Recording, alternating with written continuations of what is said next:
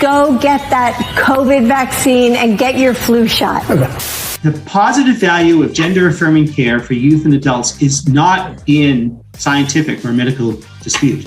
That making California a sanctuary state for transgender individuals. Live and welcome back to the year 2023. I have missed you. There's a lot of stuff that happened while we were on the break, but we're going to get to the stuff that's happening today. Lots of transgender stuff, especially going into place in California with the new year coming, new laws being implemented. A Texas man loses a custody battle, which implicates the California law. The Surgeon General, what is Rachel? The transgender stuff is apparently not in dispute in the medical community. All that and more coming up on this episode of Daily Caller Live. My name is Jobob. Thanks so much for tuning in. Daily Caller Live starts right now. 3, 2, 1. Here we go. That might be the only brown guy on earth named Jobob. That is actually their name, Jobob.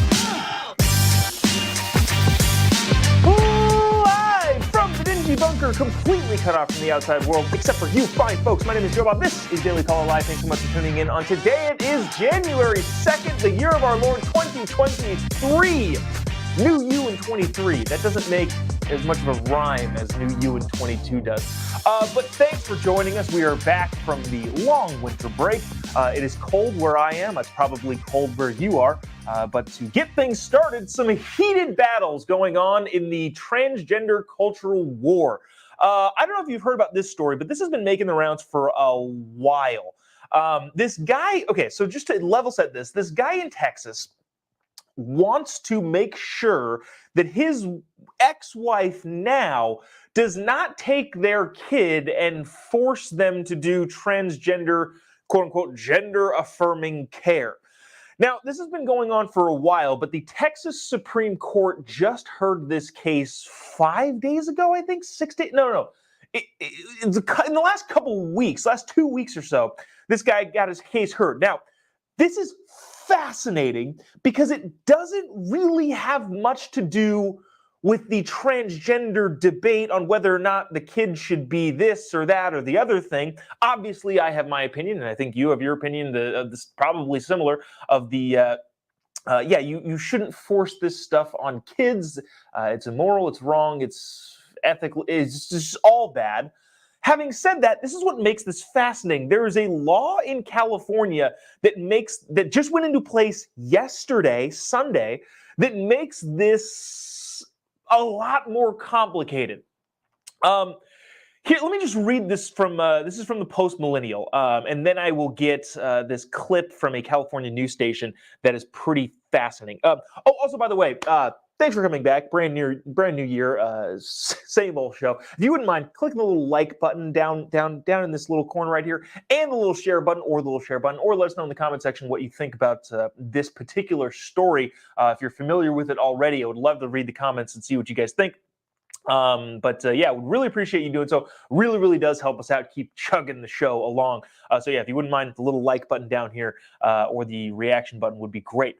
This from the Post Millennial. Jeffrey Younger lost his court case to prevent his ex-wife from taking their son to California, where he can be medically transitioned. Younger has been trying to stop this from happening for years and said that they've now reached the end of the line. He wanted the courts to stop his ex-wife from taking the children to California and to protect his boys from medical mutilation at the hands of their mother, who is a pediatrician. The courts prevented him from forcing the mother to bring the boys back from California. This is a Texas Supreme Court. Younger has accused her of her using the children to help advertise inclusive, gender-affirming practices. And we'll get to some of those terms in a little bit. Rachel Levine had a statement about that is just fascinating over the break that we will get to. But here's why this is freaking fascinating. California passed an insano law a couple months ago that just went into place yesterday. And that law is what creates a big problem in this custody battle here. So effectively, right, this guy and his ex-wife share joint custody over the kids. Okay, fine. Obviously, him and his wife, would fight about if she thinks that the kid wants to be a whatever and is going to do that. That's terrible. But obviously there's going to be a disagreement and they're going to butt heads about it. But the problem comes with this whole custody thing and the state of California. Listen to this clip from this news station, and then I'll explain a little bit more of what this law actually does, because this went into effect yesterday and is going to complicate the crap out of this stuff. Listen to this and we'll discuss on the other side. There's also a bill from Senator Scott Wiener aimed at making California a sanctuary state for transgender individuals. It will protect transgender people, including kids and their parents, from seeking care here in California from states that have bans and restrictions in place. Yeah, wow, crazy. Okay, so this guy didn't win sole custody at the state of Texas Supreme Court. That's what he was going for, I think, or something to that effect of like, hey, I get to decide what I want to do with my kids. He still has the joint custody. But given the law, the mom can take the kids to California, and given the state law in California, if the kid is transitioning, which, by the way, all this to be said, I don't believe that kids are able to make that decision, right? That's not a thing that I think is possible for children to make that call. Notwithstanding, if the kid is quote unquote transitioning, this kid's 7 years old, by the way, California state law says that that kid then can't go back to Texas to fulfill the 50% obligation that the Texas state Supreme Court has said, well, no, this guy gets 50%, or they're co-equal in the eyes of the law regarding parenting. Senate Bill 107, proposed by State Senator Scott Wiener, signed into law by Governor Gavin Newsom, prohibits the enforcement of an order based on another state's law authorizing a child to be removed from her parent or guardian based on the parents or guardian allowing the child to receive gender-affirming care or gender-affirming mental health care. What? Okay, so I feel like I've explained this enough, but the bottom line here is the California law that just went into place yesterday disallows or overrides, which I was talking to my wife about this, and I'm not entirely sure legally how it overrides, but it overrides the ability for the Texas state to enforce this joint conservatorship that the parents have. What it effectively does is says, well, this child wants to be a transgender, and the mom lives in California, the dad lives in Texas. So California will not allow the enforcement of joint custody because the dad lives in a state where it's illegal to transition kids. Is this not wild to anybody else? Let me see if I can read some of the comments in here. You guys are all talking about Joe Biden in the comment section. Dude, okay, this is what I'm actually worried about. Ryan says stuff like this starts civil wars. Yeah, that when you have the freaking states combating each other and trying to override each other's laws and pulling families apart and using kids as political pawns is obviously what they're doing. You have the threat of war between the states. Let me see. Younger, the Texas dad, is concerned, per his petition, that in California, his son would be subject to transgender procedures deemed to be child abuse by the Texas Attorney General. By the official opinion of the Texas State Attorney General. Texas laws against medical gender transition for kids and teens is considered child abuse. Whoa, which I agree with, by the way, because clearly it is. Like that should just be plain as day. I can't believe that there's such a big constituency out there that says, no, it's totally fine. Let's just do that to kids and mess up the entire rest of their lives. But holy cow, this is fascinating. Again, from a cultural transgender stuff, like, you know, everybody I think is in agreement, like, hey, don't do that to kids. But the state of California now made it illegal to enforce other states' laws. I don't know how this ends up. Maybe this gets appealed to the federal Supreme Court of like, hey, California, you can't just decide that you're going to ignore the custody laws of a different state. I don't know. I don't know how this works. But what I do know is that the conversation regarding the transgenders, especially kids, is gone up a notch. And I want to show you this. Some lady from the federal government said this. This is Rachel Levine, who is a transgender, and I forget the official title. It's like the Secretary Surgeon General. They're not the Surgeon General. They're like the military surgeon something medical thing. I don't know. But Rachel Levine was talking, what is this? The U.S. Public Health Services Commission Corps about gender affirming care, and said some things that I can't believe that there's not more people out there. And I say all this knowing that we talk about this stuff a lot on this show. And I don't want to bore people with the same conversation regurgitated over and over and over again. But at the same time, I feel like it's worth pointing out that the train is continuing to roll. And if we're not doing anything to stop it, it's going to steamroll all through society. And so that's probably why I talk about this stuff a lot. But anyways, this was a conversation that happened over the course of while we were on break. And also, by the way, too, minor deviation here. I know there's a bunch of stuff that happened over the break. There's more Twitter file stuff. There's a lot of stuff. I was mostly checked out, so I will catch up on all that stuff and we'll bring it to you throughout the week and kind of stretch this week from last 2 weeks, kind of bringing some of the big important things that happened. But anyways, so here we are. Here's where we're going. This is a person that is high up in the federal government talking about things that are just plainly and blatantly inaccurate. I want you to watch this clip, and then we will discuss on the other side. Let me know in the comment section. Actually, let me know in the comment section if this is just talking about this cultural stuff is too much. But anyways, watch this, and we'll discuss on the side. Oh, also, by the way, if you haven't already, would appreciate you clicking the little like button and the little share button. There's like 5 or 6 times as many of you watching that have clicked the little react button down here, especially if you're watching on Facebook. Would really, really appreciate you doing that. Anyways, watch this. We'll discuss on the other side. Health professionals have a critical role to play.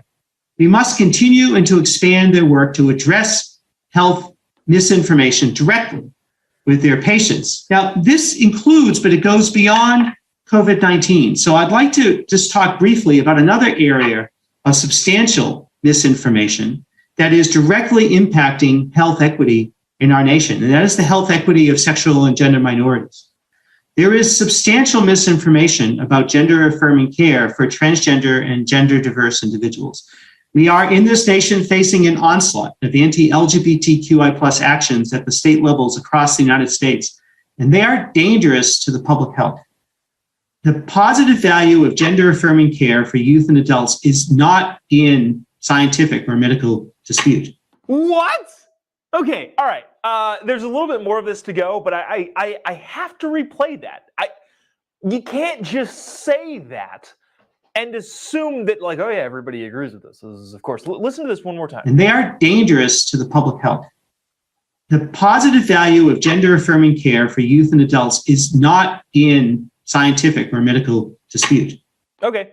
So what this person just asserted is that the gender-affirming care is not in dispute at all in the medical community. Now, in talking about gender versus the gender ideology stuff versus the COVID stuff, different medical issues. However, California also, as of yesterday, just made it illegal to dispute any of the information. So on the COVID side, it's illegal to dispute any of the COVID information. And on the transgender side, the Rachel Levine is saying, well, none of this is in dispute. Well, there are components of it that is illegal to dispute. So we'll continue on. So we all need to work together to get our voices out in the front line. We need to get our voices in the public eye. And we know how effective our medical community can be talking to communities, whether it's at town halls, schools, conversations with others. And we need to use our clinicians' voice to collectively advocate for our tech companies to create a healthier, cleaner information environment. During a moment when public trust in our leaders and our information is very challenged, the healthcare worker community, the medical community, does, I believe, maintain a high degree of trust, and we have to utilize that, and we have to utilize it effectively. Okay, wrapping it up, saying, well, yeah, this people have lost trust, and we're the ones that are going to reestablish the trust with the American people by saying that we should medically transition kids into the opposite gender of which they were born. Okay, cool. Let's get to some of the comments. They are all pretty much, you guys are, so, and this is kind of interesting. What I've noticed on a topic level in the comment section here is that in some varying news stories, kind of the categories, there's a lot more snark and hilarity. But when it comes to this stuff, you guys are just angry. Yolanda says, sick. STE says they're normalizing pedophilia. Jennifer says it's a man. I could talk about that a little bit more. I agree, but I also notice I haven't said he or she. I've just said they. And I also, but I don't care what you want to be called. If you want to change your name to whatever, fine, I'll call you by that name, but I will not use your pronouns in that regard. So there's that. Miriam just says, enough. Angela says children should be children. That's, I think, what we're all, that's what we're all thinking. Like, what, like, why? Like, why are we doing any of this? And ST says, yeah, this is disgusting. And wrapping it up, Lynn just says, just here for the comments. Yeah, that sounds about right. Yeah, so this is wild. I think the component of, well, this is not under dispute, I think is a pretty big deal that I feel like should get more attention. But anyways, I want to go to this. Let's go here. Let's go. This is dang interesting. Also, California, and I talked about that briefly. So California's law that got official, I guess, or went into effect yesterday with the state lines, border stuff, and in other laws that went into effect on Sunday yesterday, it made it illegal for doctors to question anything lest it be called misinformation. We talked about this at the time when it was passed and signed into law, but it officially went into effect yesterday. California's AB 2098, the Physician in Misinformation Bill, goes into effect in California on Sunday. Physicians can no longer communicate nuanced risk about mRNA COVID-19 vaccines to their patients without potentially having their licenses revoked.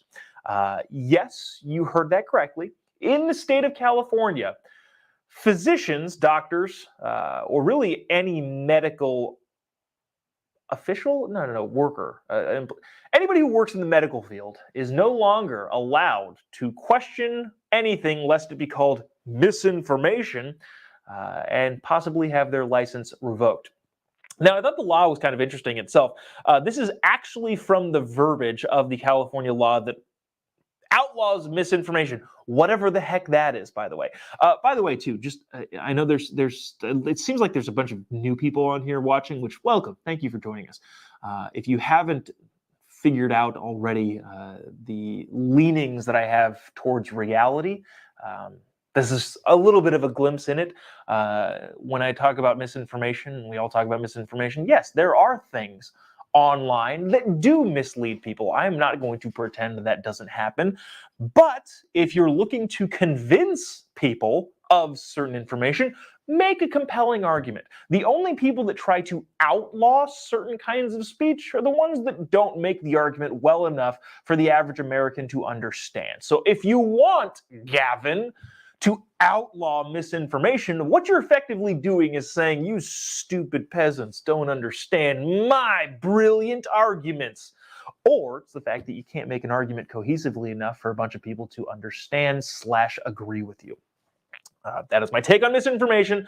But anyways, the law says, existing law requires the applicable board to take action against any licensed physician and surgeon who is charged with unprofessional conduct as provided. So the law already says that you have to take action if there's unprofessional conduct. This bill would designate the dissemination of misinformation or disinformation, whatever the heck that is, related to the SARS-CoV-2 coronavirus or COVID-19 as unprofessional conduct. So if a doctor says anything not in line with the accepted prevailing medical opinion of the government, who again is bad at most things, they can be deemed as unprofessional. The bill would also make findings and declarations in this regard.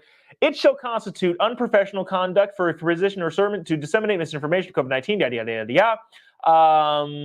Okay, so here's where they then define disinformation. And this is where, too, I think, is this law crazy? Yes. Is what they're trying to do nuts? Yes. Is it a bunch of dummies that got into the state legislature because any dummy can win a state legislature seat? Is this them trying to virtue signal to their base or thinking's grandiose ideas of themselves? Yes, that is what this is. However, I'm not entirely sure how much teeth. What? This is what happens when you take 2 weeks off. You can't talk anymore. I'm not sure of the veracity of this particular law because they define disinformation as this. Disinformation means misinformation that the licensee deliberately disseminates with malicious intent or an intent to mislead. Okay, so that kind of clears it up for me at the very least. Doesn't make me any less worried about the direction of the state, but at the same time, okay, so now you have to prove intent. What I thought originally was, well, if they said anything about anything, then if they said any skepticism whatsoever, I don't know. But now you have to prove malicious intent, which I guarantee you is impossible to prove. While this bill is nutso, again, like I said, it's crazy that anybody can even think that this is possible. The implementation and the rule of it, I don't think is going to be very I think about 0 doctors are going to lose their license over this. But the downside, though, still is I would imagine the doctors are going to be scared of losing it without having read the bill and saying, well, you have to prove malicious intent, which is, again, dang near impossible to prove, especially in a doctor-patient interaction. I hope the doctors aren't afraid to say what they actually think because of this bill. That's the actual concern I have with this thing. Speaking of the COVID shot, we take it to our incredibly captivating first family. Joe and Jill went on Ryan Seacrest's Dick Clark New Year's Bonanza thing on Saturday and made it clear what their priorities are for the country. They talked a little bit about just a bunch of stuff, but at the very end, what would you like to tell the American people? This is what Joe Biden said.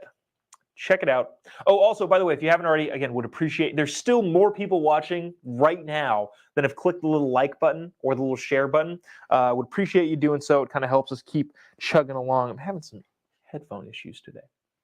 Would appreciate you doing so. It helps us keep going. And so if you wouldn't mind clicking the little like button down here and or the little share button or letting us know in the comment section what you think. Check this out. This is Jill's priorities for the new year. And especially take care of your health this year. Go get that COVID vaccine and get your flu shot. Well, we are looking forward to a big celebration tonight. Thank you very much for being with us. Happy New Year. Happy New Year to you and to all America. To all Americans. Okay. All right. Wow, there's some comments here talking about the last story that I feel like are kind of interesting. But I thought this was kind of funny. She says, take care of your health. Get a shot. Not take care of your health, eat more salad. Take care of your health, go for a run a couple times a week. Take care of your health, get a gym membership. None of those things. It was take care of your health, get a shot. It is interesting too, though, especially over the break. I think it was like December 16th, maybe 18th. There was a big CNN article finally about, well, hey, if you're in shape, the COVID doesn't really do nearly as much damage to you. Okay. All right. I don't know, just interesting priorities and different levels of how people look at health, so to speak, especially people that are pandering to their audience. Also, too, I think it's kind of fascinating. It could have happened, but I don't remember President Trump going on the New Year's thing. I don't know, kind of interesting. Interesting that the big nationally watched people that has people from both sides of the aisle watching didn't, to my knowledge at least, invite the former president. And if he's president again, I wonder if they'll invite him then. I don't know. Should be interesting. Okay, let's well, you know what, we'll save that for tomorrow because I think that was kind of interesting. There's an interesting story out of Russia, but I think that just deviates way too much from what we were already talking about. So we'll just kind of cap it there. Hey, I appreciate all of you sticking around, tuning in on our first day in the year 2023, and also the first day back in a long time. I think I had mentioned that I was going to do a couple shows over the break and just didn't get around to it. So appreciate you sticking around, tuning in. If you haven't already, would appreciate you clicking the little like button and a little share button and letting us know in the comment section. I do go through and read a lot of these comments afterward. Yeah, would appreciate you just hearing what you think about stuff. Kind of, I think that especially the topics and issues that get covered are primarily run by what I read in the comments section. It's like, all right, we're tired of hearing this. All right, we'll move on to something else. So let us know in the comment section what you think. I'm reading some of these right now. They're very funny that I can't. You know who you are. That definitely had a funny comment that I can't bring on the screen. But that'll do it for us today. If you haven't already, would appreciate you clicking the little like button, the little share button, but also give me a follow on any of these social media platforms. Just type in JOBOB pretty much anywhere you have social media. You'll be able to find me. Doing a lot of stuff this year. Doing a lot of stand-up shows. We will be in, I think, the San Diego area in February, and then all across the country in March and April. So if you're in any of the areas when we release that full tour schedule, we would love to see you there. But yeah, you can find any of that on my social media accounts. Just type in JOBOB pretty much anywhere. The Facebook Chiron is wrong yet again going into the year 2023. It's no show. It's just the Jobob. But yeah, we'll see you tomorrow. Same time, same place. Hope you had a happy New Year's and happy holiday season. And see you tomorrow. Same time, same place. God bless America.